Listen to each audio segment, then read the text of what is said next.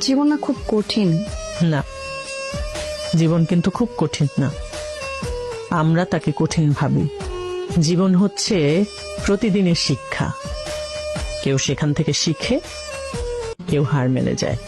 এত কিছু মাঝখানে শান্তি কোথায় পাবো?